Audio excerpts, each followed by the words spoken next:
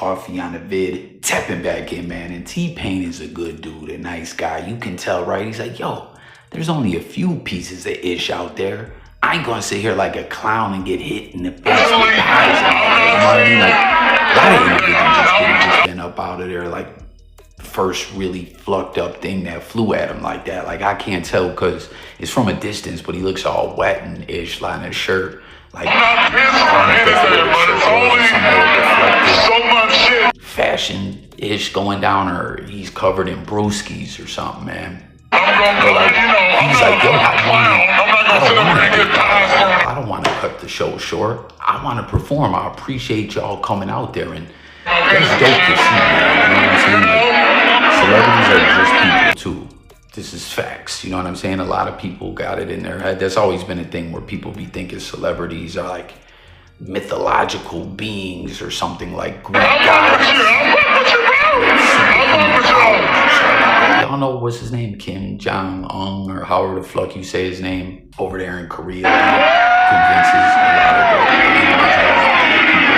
of the country that like he is a supernatural being. He's more than just a human. He's something else. He's like almost God tier if they had a tier chart. America's twisted in a lot of ways, but at least we're free. I know a lot of people would be like, oh, Coffee, we ain't exactly free. Listen, the fact that we can sit here and say that we ain't free and not end up in a body bag, right? It says a lot more. You know, we're just all about capitalism. So it's money over morals. The almighty dollar reigns supreme over all, more or less, is what the deal is here. But we're free to talk ish about the government for the most part, even if we want. You can't do that a lot of places. But T-Pain's cool, man. It's cool to see that.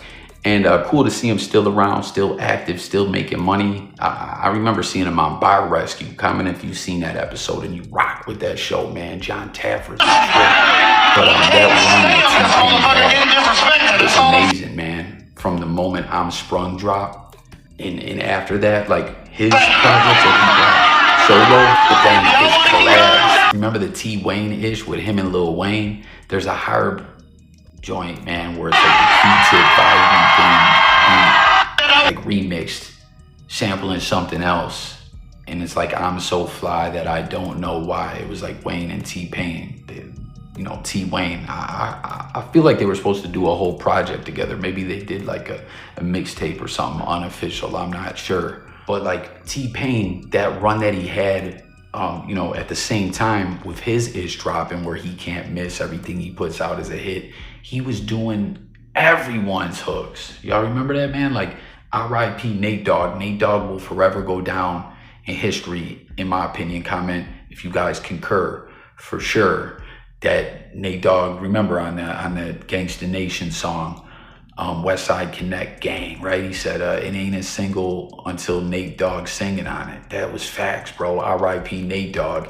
And T-Pain kind of became the next guy. You know, he didn't replace Nate Dogg. They're both dope outright in their own individual ways. But he kind of picked up where Nate Dogg left off. You know, Nate Dogg is his own individual. They're different styles and all that, but like T-Pain had a serious run with it all, you know? So it was cool to see him back out here again, you know? I don't think he is that active these days. I could be wrong. And then real quick, before we move on to the next topic, also, you guys remember that Kanye West Flashing Lights? The guy that sung the hook on that, as I recall, I know you love to show off, but I never thought that you would take it this far. Flashing lights with the creepiest music video ever. One of them, it's I'm more at the trips to Florida. He's in the trunk of the car and all that ish gave me nightmares, man. But the dude kind of sounded like Nate Dogg a little bit, didn't he? Then we got Gunna here. I don't know what this is about, man. We all know Gunna ratted on Young Thug, ratted in the YSL trial, like I pointed out in the previous video, just like anyone else out there that took those deals in the YSL trial. Even if they didn't get on the stand and snitch, the plea bargains were stipulated that they have to testify and do it to their best abilities and not, you know, bullshit or play any games so they can revoke the deal. You know what I mean? That's what Gunna did and all these other individuals, man. Just cold ratting. And Gunna flat out said when he took his plea that YSL was a criminal enterprise, a gang, as well as a record label. You know, that's what they're pushing for with the RICO and all that. And I don't know, you know, like he dropped music after that. He seemed to, like, I always point out, I'm not a street dude. I'm a square, I'm a nerd, you know what I'm saying? I'll call the law, okay? So I always gotta point it out every time we're talking about someone snitching or not. Some rappers ain't about that life. Some rappers are just putting on, it's an image, it's not for real. Some are just fake, fraudulent, acting like they're really for real. Gunna was claiming a gang and all that, you know what I mean? But people still giving him a pass for the most part, it seems. But peep what he said here, and we just seen him walking around in a dress yesterday. Shout out Spider Loke, he put it perfectly. He said, yo, we got a rat in a dress. A rat in a dress with some Uggs galoshes boots on, man. It's disgusting. But he says, to my bros who took a loss and know what it feels like to lose everything, and that's trying to crawl your way back to the top or just even out of that hole you're in, I salute you. Nobody know your real heart, felt pain or struggles, but keep going. It better not be easier, or keep going, it gets better, maybe not easier but better. Remember, some of us had to lose to appreciate the wins. He be having typos. A lot of these rappers and celebrities be having typos like a motherfucker. You are illiterate motherfuckers, get it together. I'm just playing. Illiteracy isn't a funny thing, you know. But I don't know what's got him writing this. Like, is he hating himself for snitching? Is that what it is? Is that why he's running around out here wearing Uggs, galoshes, boots, and a dress, a rat in a dress, because he's doing some humiliation ritual or something? Like he's lost everything? Is that what this is? I don't know. I don't know what the fuck's going on with Gunna, man. Let me know what you think is motivating him to put this post up. But I mean, aside from Gunna, just that post right there, if anyone said that, like there's some, you know, real substance in that. You know what I'm saying? Like, not talking about Gunna's situation, just you could lose everything. You know, it's a life lesson to make you appreciate things, not take things for granted. And, you know, what do you say at the end? You gotta remember, some of us had to lose to appreciate the wins. If you win all the time, man, you forget what it's like to lose, to be down bad. You might see other motherfuckers going through it, but it can become a thing of the past, or like disassociate that with yourself until it happens to you again. And you know, some individuals, when they're used to winning or getting their way all the time, right, they can't not get their way. You know what I mean? On some spoiled brat-ish. No survivalist up in them, pause. But I don't know, let me know what the fuck y'all think Gunna's talking about here. A record that got leaked, he said, you're finally famous for who you date, not how you rhyme, boy. Right. When you heard that bar, did you get any rhymes prepared? And did it have the same reaction that you had when Lena said that to you? When I first heard that, I definitely had a whole thing prepared. So let's back this up. So I did a song called No More Interviews, where I'm rapping about people rapping fast and blah, blah, blah. And people like, oh, you talking about Kendrick? I'm like, well, I'm not talking about anyone specifically. I'm just talking my shit. At the time, there was a lot of motherfuckers rap. I'm surprised no one thought Eminem, or I remember Logic was hot at the MGK, you know, all these other rappers that rap fast. And I'm like, this nigga Kendrick don't even rap fast all the time. Like, it's other people who be rapping fast all the time. But I definitely was like not running from or ducking no type smoke at all. Like, so when I heard that there might be, you know, some remnants of something, I did have something prepared, I'm not gonna lie. I'm just breaking down the timeline. I remember when I Decided and Bounce Back and all this stuff, and he was dropping his album, Damn. And I can't remember what freestyle, I guess it was the Hard Part 4? I don't remember. 5 maybe, something like that. And people were like, oh, he's talking about Big Sean in there, right? So I hit up Top Dog first. I'm like, yo, who he talking about? He's just talking to me, just throwing a bone out there, right? Why you just ain't ask Kendrick? Like, why not text Kendrick? Say, yo, was you talking about me? Because I didn't think I had his right number. I think I did hit him first, and I'm like, oh, I got Top number because he had just had me come out at his charity event like a year ago or something in Watts. You know what I'm saying? So I'm thinking we like straight, you know what I'm saying? So then No, it wasn't about you. All right, cool. So the little shit I had, I just was like, let me get out of my head, because I'm thinking like it might be something. So you had a song or a verse? I had just some ideas, you know what I'm saying? Just to be real with you, like I had some ideas, mapped out.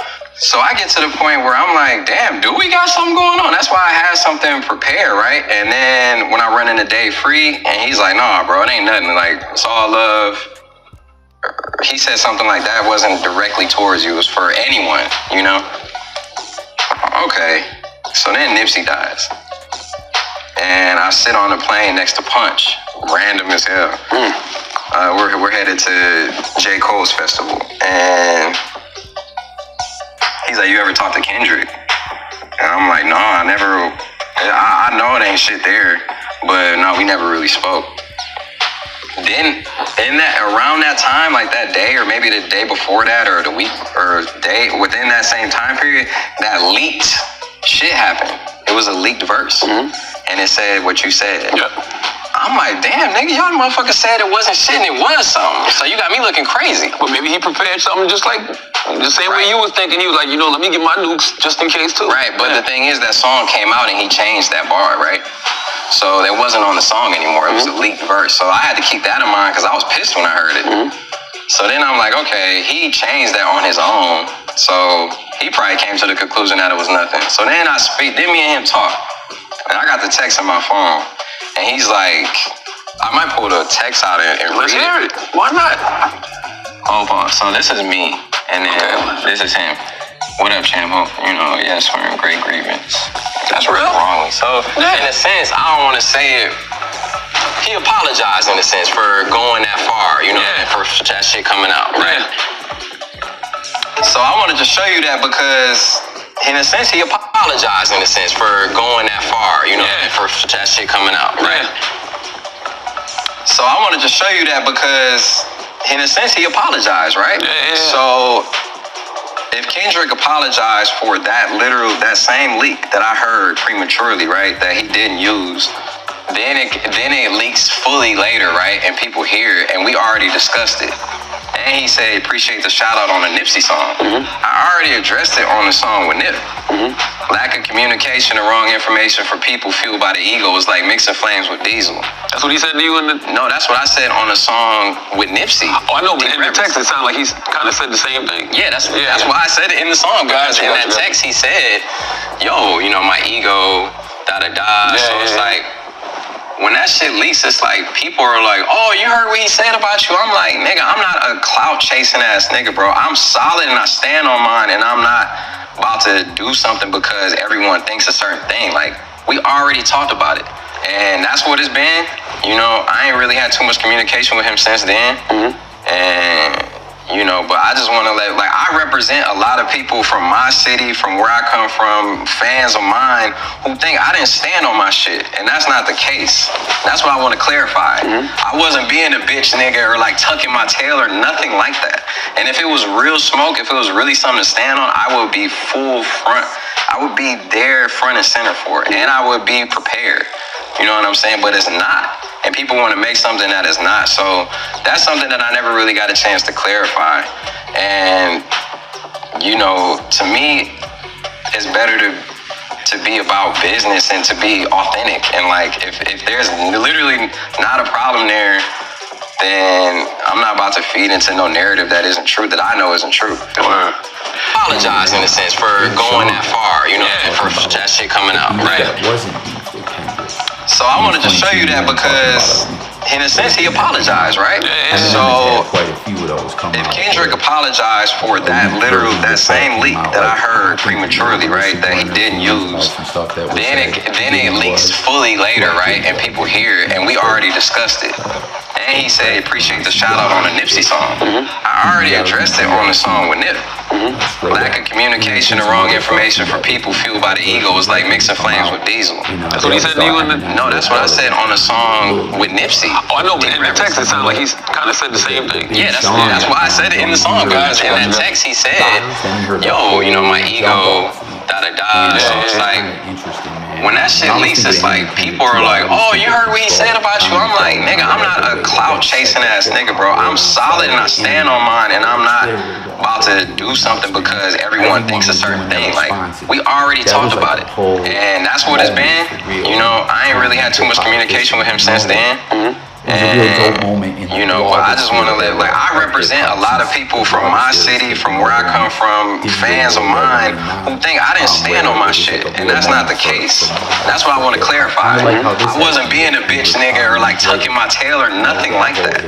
And if it was real smoke, if it was really something to stand on, I would be full front. I would be there front and center for it, and I would be prepared.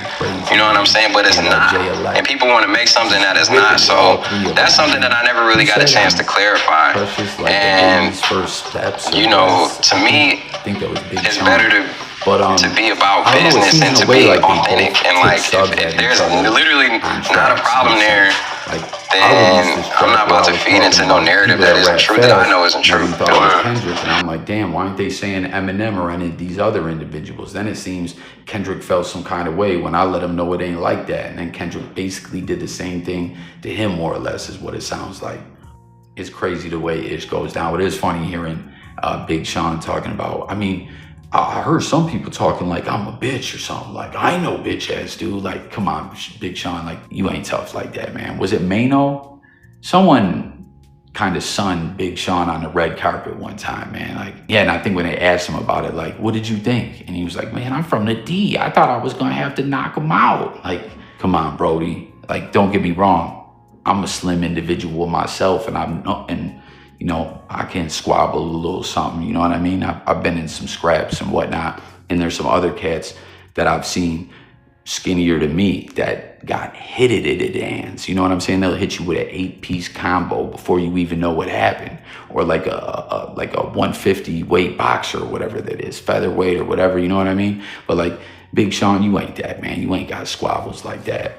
But let me know what you guys thought about that beef, and if you remember that all going down and everything, jump in the comments with it. Subscribe. Let's talk about all these topics. And I'll catch you guys on the next one. It's Coffee. And I'm gone.